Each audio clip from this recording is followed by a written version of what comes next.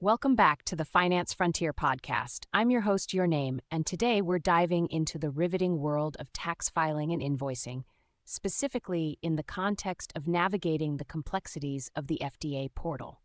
If you've ever felt overwhelmed by paperwork, invoices, or tax regulations, don't worry, you're not alone.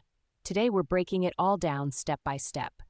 In our special episode, we'll be sharing insights from a recent discussion focused on tax filing processes and invoicing systems, with a special emphasis on how technology can help streamline these considerations. So whether you're a busy accountant, a small business owner, or curious about how these systems work, stick around. Sound effect whirring of a fax machine as a humorous nod to traditional invoicing. Host. Let's kick things off with a topic that's top of mind for everyone in business: tax filing and invoicing. It can often feel like comparing apples to oranges. You've got clear tax numbers on one side and the monumental task of submitting those through the FDA portal on the other. During our chat, we touched on a key question. Will tax filing happen through clear tax numbers, or is manual submission to the FDA portal in our future? Well, folks, here's the scoop. Our technology partner has streamlined this process. The invoices submitted via ClearTax are routed directly to the FDA portal, which means the numbers you share will head right into the system. No more scrambling at the last minute. It's all about making sure you can tick that item off your to-do list efficiently. But here's the kicker. Don't let the tech lull you into a false sense of security. Tax filing is a whole different ballgame. As one participant pointed out, invoicing and tax filing are like two players on the same team, but each has its own game plan. So if you want to stay ahead of the curve, mastering both is key. Now let's pivot to an equally important concern. What happens when a vendor issues an invoice for goods you didn't order? Yikes. This can cause all kinds of confusion if not handled properly. Here's what was said. The current government model lacks an accept or reject layer. This means that as a technology partner, your role isn't to play referee, but rather to facilitate invoice receipt. So if you find yourself with an invalid invoice, perhaps you didn't receive the goods, it's crucial to establish a direct communication channel with your vendor. That's right, it's time to reach out, sort it out, and most importantly, create a system to handle such discrepancies. This moment serves as a reminder. Readiness is everything. Instead of just rushing into implementation, taking time to communicate with your vendors and set up a solid process will save you heaps of trouble down the line. And what should you do if you're facing a disputable invoice? The speaker advised contacting your vendor immediately to ask them to raise a credit note. Now that's a proactive approach. And remember, even though there's no accept or reject functionality, you can set up your ERP system to have a staging area where you can park all those invoices until they get the green light.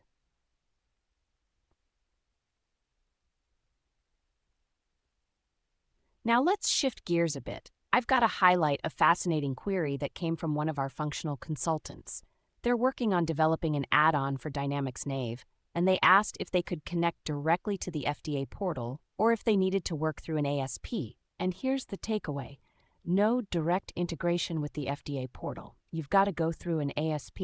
So it's all about being strategic with how you establish your connections and facilitate reporting. Podcast episode title, Navigating Tax Compliance and Invoicing in Today's Digital Landscape, Part 2. Host. Welcome back, everyone.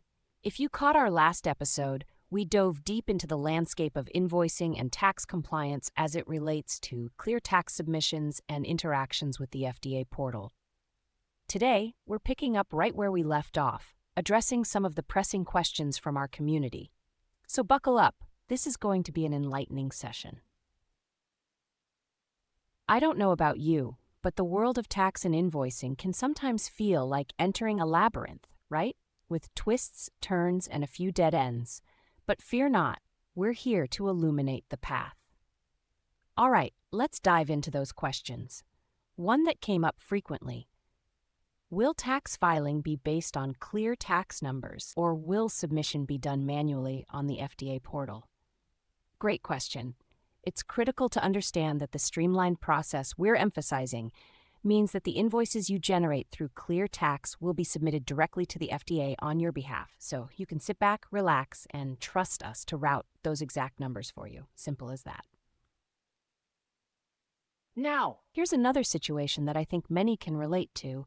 What about those pesky invoices that don't match the goods you ordered? If you've ever found yourself scratching your head over an unexpected invoice, you're definitely not alone. The framework that's in place doesn't have an accept or reject layer. It's more like a one-way street in this case. You receive invoices as they come. So how do you handle discrepancies? This is where your communication game needs to be on point. Establishing a clear line of dialogue with your vendor is essential. The first step? Reach out, explain the issue, and request a credit note if the invoice was indeed faulty. This doesn't just help you maintain good relationships, but also ensures that your ERP reflects accurate information.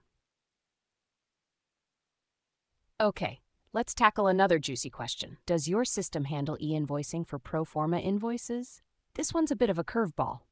The answer is no. When it comes to e-invoicing, we're strictly focused on legit transactions. So pro forma invoices, those are outside the realm of our offerings. Now, for the techies in the room, if you're developing an add-on for Dynamics Nav, you might be thinking about direct integration with the FDA portal. Well, hold your horses. You'll need to navigate through a 3-year KSP tax access to the ASP connection first. Direct integration isn't an option, but it's not as daunting as it sounds. With the right API access from an ASP, you'll connect seamlessly. Host. It's clear that preparation and a proactive approach can save so much hassle down the line. Being ready is not just about the implementation. It's about setting up proper communication channels, ERP configurations, and understanding how the system works as a whole. This entire journey, be it tax filing, invoicing, or vendor communications, can feel overwhelming. But remember, it's all about building a solid foundation. Whether it's one-on-one sessions with a consultant like me, or simply reaching out to your vendors, take those steps toward clarity.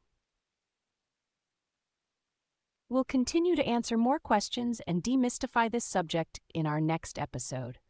But for now, if you have any burning questions or scenarios you'd like us to cover, drop us a comment or send me a message. I'm here to help you navigate this intriguing landscape. Thanks for tuning in today. Remember, it's all about embracing the journey, and we're in this together. Podcast Part 3, Navigating the Maze of Tax Filing and Vendor Invoicing. Welcome back to the podcast, everyone. In the previous episodes, we've delved into the intricacies of tax compliance and invoicing in our ever-evolving digital landscape. If you're tuning in for the first time, don't worry. Grab your notebooks. We're breaking down complex topics into bite-sized pieces that are easy to understand. This week, we're getting down to brass tacks about everything you need to know regarding tax filing, vendor invoicing, and how to tackle the challenges that come with them. It's a lot to unpack, so let's jump right in.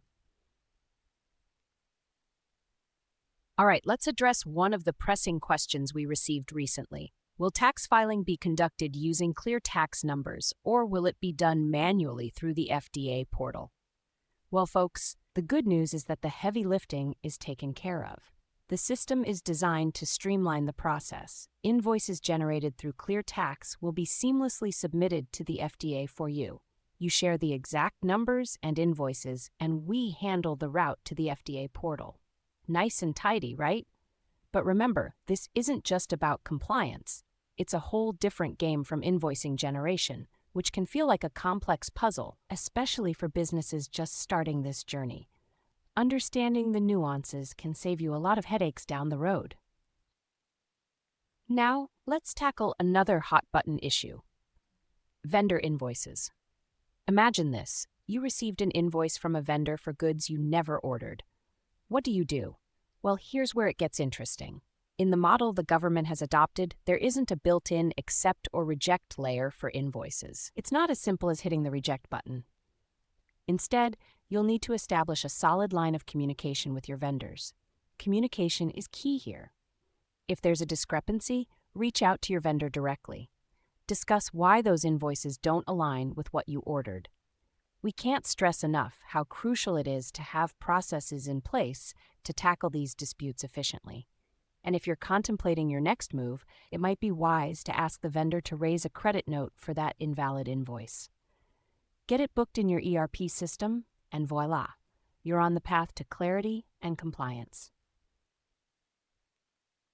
Now, going back to invoicing, it's specific to legitimate transactions. You might be wondering about pro forma invoices and their place in all of this. And the answer is clear. E-invoicing is strictly for actual transactions, not for pro forma invoices. So if you're an entrepreneur or a functional consultant currently developing an add-on for Dynamics and AVE, listen closely. You might be wondering about direct integration with the FDA portal and if that's feasible.